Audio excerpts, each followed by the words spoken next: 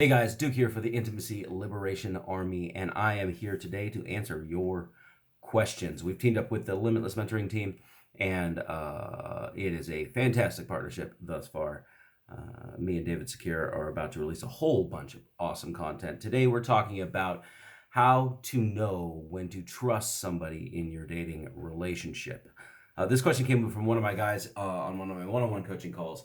He was dating somebody for about a year and a half, and they were moving along quite well. He was, leading and setting all the roles in the relationship, and she was doing her part, and they found a real balance when it came to role development and communication strategies, and they were able to move forward on most of their goals mutually and individually for a while. But they were kind of caught up in the head of puppy love, that infatuation period that you have, that pair bonds you together. There's a bunch of different reasons for that, but I was learning from Johnny Saporno a while back, probably 2016 or so. Went to one of his seminars, and he was saying that the oxytocin thing that keeps you together, that puppy love stage, lasts about 12 to 18 months. And you don't really know anybody until that stuff burns off, and you can think clearly, and you can see all their little faults, and you can see all their little, idiosyncrasies that would make you figure out whether they were a decent life partner or not. So these guys have been together about 18 months, and then everything started to fall apart because he wanted to do some things that she didn't want to do. She wanted to basically use conflict all the time to resolve everything, and he wanted to move on with his life and not have a woman to destroy his peace when he got home from a long day of work and craziness and fighting the demons of the world. And while that's understandable, that's not how every relationship should be or whatever. It's just the big problem is the expectations that they had on each other were not being met, and they were not being communicated adequately. So the first issue that we have when we're dealing with whether or not to trust somebody is trust somebody for what specifically. You have to ask yourself the questions like, what do I need to trust them to do, to be, to whatever? And a lot of times people say that I want to trust them to be predictable. I want to be able to say in my mind what they're about to do, and then me be right most of the time, so that I can have a security in how they're going to act and how they're going to respond, and that they are going to keep my best interest at heart, et cetera, et cetera, et cetera. But that's all kind of surface level stuff. What it really is that if you have particular expectations for your relationship, like how they're supposed to treat you, what kind of boundaries that they're supposed to abide by, the things that they're just supposed to know and intuit from you without you having to tell them, and all these other expectations, if you don't communicate those expectations clearly, those expectations will most likely go unmet at one point or another, because not every human is sitting around here in the world waiting to serve you. So many times I get guys about to break up, and they'll call me, and we'll have a big long chat, and they'll be like, I don't know what happened, she just did. And I'll ask dumb questions like, okay, so well, what were you expecting with her to act in this situation? Oh, well, I mean, I just figured she would. You just figured. Did you communicate that to her at all? No. Okay. Did you communicate to her previously? Oh, you did. And then she responded poorly, and then you just threw it under the rug because you thought that your ego was more powerful than her survival instinct. Okay, that makes sense. Okay. And so we move all through these different coaching situations where guys will come to their own answers, and most of the time when it comes to whether your relationship's going to go the way you thought it was or not is due to the accuracy of what you thought it was, is whether or not you communicated your needs, your boundaries, your thoughts, your desires clearly, whether or not they were reciprocated or understood by your partner, and then whether or not they sort of intrinsically wanted to follow through with meeting those needs, and then they felt safe to communicate their needs and desires and future projections to you, and then you also kind of affirm that you're about to do that. You build trust by sharing your differences and then finding the paths to get everybody happy in the situation, right? I was listening to Orion Taraban the other day, Dr. Orion Taraban, and he was saying that compromise is a horrible way to run relationships. And he has some pretty interesting thoughts. I'll link the video here if I can find it. But I agree. I feel like finding a way to compromise who you are and your ideas and your desires and your missions and your dreams and your goals is a horrible way to get into relationships. Relationships don't require compromise. I think relationships require hard work and sacrifice, communication, and that's it, really.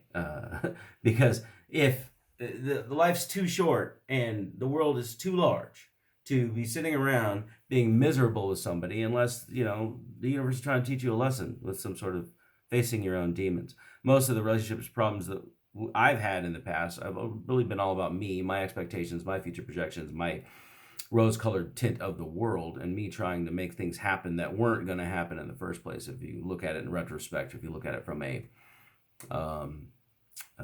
bird's eye view, and it was mostly because I didn't understand that I couldn't deal with certain truths of relationships, masculine, feminine, polarity, dynamics, who does leadership roles, etc. All these things. I didn't understand that. I thought that we could have fun, equanimous, human-to-human relationships without role development, and I was wrong as fuck.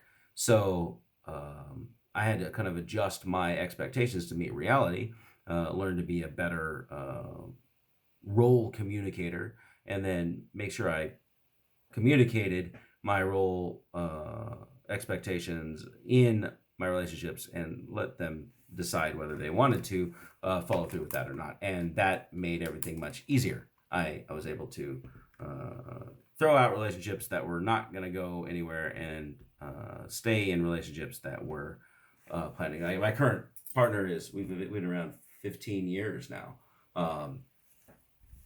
And we've built a really strong, long-term thing.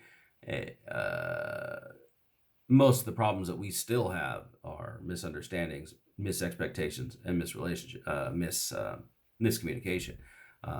We both came from pretty high trauma backgrounds, and so we were working through and moving towards secure attachment and doing all the stuff. And there are parts of us that still come up and go into survival mode, and that's when we have issues.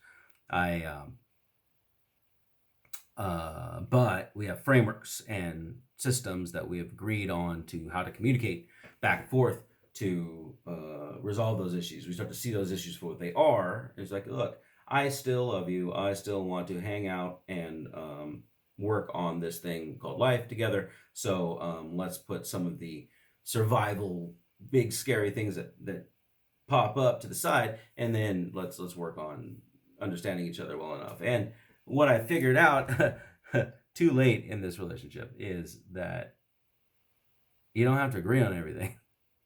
You can just be like, yep, well, that is your opinion. And I don't have to demonize you for it. And I probably will never think that way. And that's okay. That's something that I learned that I never thought was a thing early on. Anyway, how to know when to trust somebody. You can't trust people, man. You can trust people to act in their own best interest, whatever they perceive. It may seem like a cynical view of the world, but as I've gotten older and I've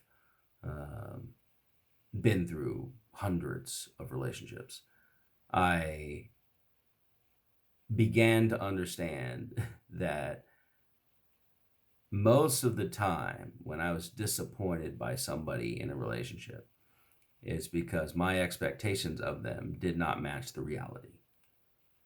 Obviously, it's a big moving target, and it's dynamic, and it's very difficult to pin somebody down, or a snapshot of them in one day is not the same as they are the whole time, et cetera, et cetera, et cetera. But over time, you get like this trend of who they are, how they make their decisions, whether they're in a victim mentality, whether they're in a growth mindset, whether they're delusionally self-confident and they're continuing to fail without calibrating to the evidence, or whether they hold back and hold their glory back because they're afraid, right?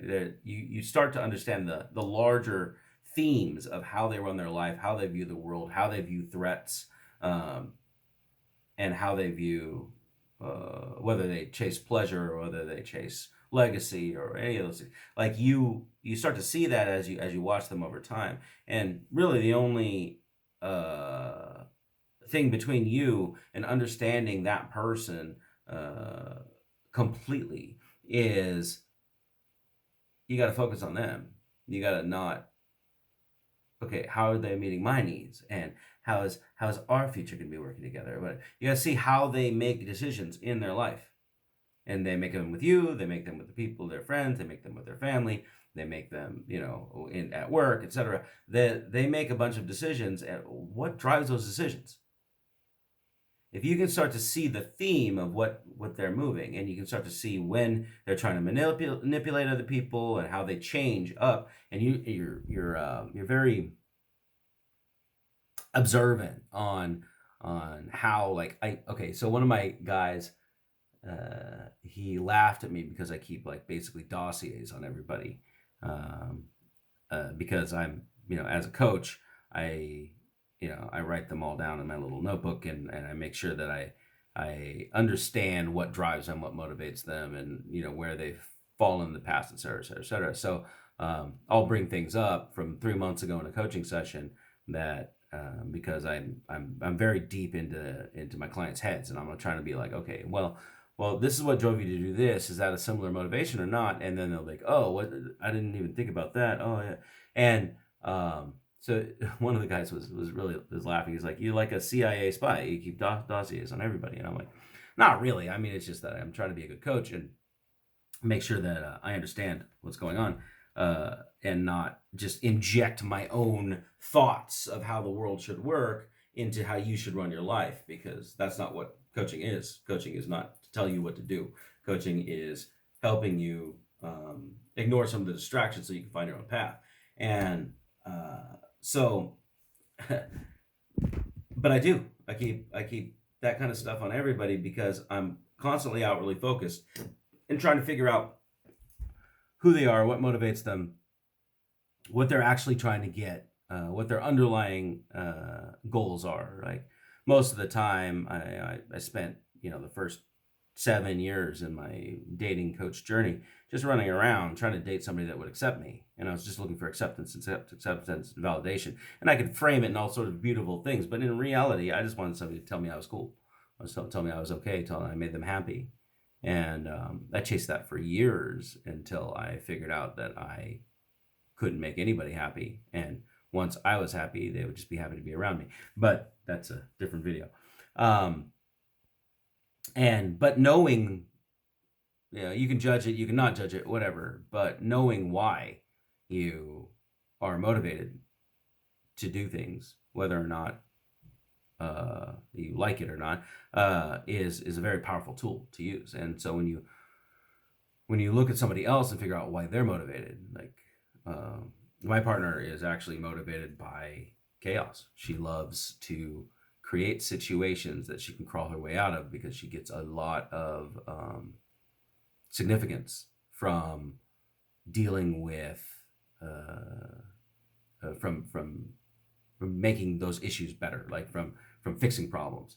And I'm wired a little bit the same, but I like to find chaos in the world, that problems are bigger than me, and try to fix those rather than create problems to fix. And just a different way of working. But once I figured out that's how she operated, then I started to realize that sometimes the problems that she was starting with me weren't real problems. They were just phantom problems that she thought she could go fix and then gain significance. And then I was able to put those things in the right expectation. I wasn't like rushing to be like, oh, this is a big problem, let's fix it. Like, okay, well, what data do we need? And I'd start to ask questions, and sometimes the argument would fall apart, and sometimes it would be valid, and then we'd fix it. So knowing the motivations, like my partner's significance is her biggest thing. Mine is variety. Mine is novel and interesting new perspectives on things. I love getting into new little relationships that have a different spin than anything I've ever seen before. I love getting into larger, more chaotic environments where I can try to use what I currently know and expand my growth set. Right, like I'm really into variety and novelty, and that's what drives me mostly when I'm not sitting back in trauma survival mode, which I've healed most of it, but it still comes up. So you start to see people in these different situations, and I did not get a lot of sleep last night. You start to see people in all of these different situations, and you can, if you're looking at what they're doing and how they're interacting with the world, you can see what motivates them. You can see what they're going to do, and that will give you understanding why they move. Will give you the closest thing that you have to predictability in what in how they're going to behave. If you're sitting there and wondering what they're going to do every time, then that doesn't inspire trust at all. A lot of people ask, why? How do I know when I can trust somebody acting as if it's the other person that needs to prove themselves? And trust is really your own self-gaslighting. Like, you need to be able to predict whatever you're looking to trust them in, whether it's fidelity or whether it's financial security or whatever it is. You need to be able to understand what you want to trust them in, and then watch their behavior and see how they act in the world. And don't ask them direct questions and give them the opportunity to construct a story for you, but watch how they act and interact. Watch what they're driven by, watch what they're motivated by. Then you can make the decision. Like, if you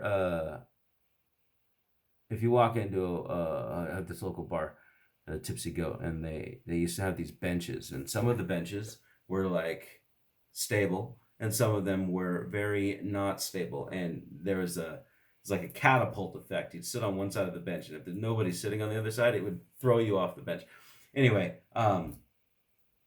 ultimately, the bench is what the bench is, right? You're not gonna change the bench. You could, but this analogy is shallow.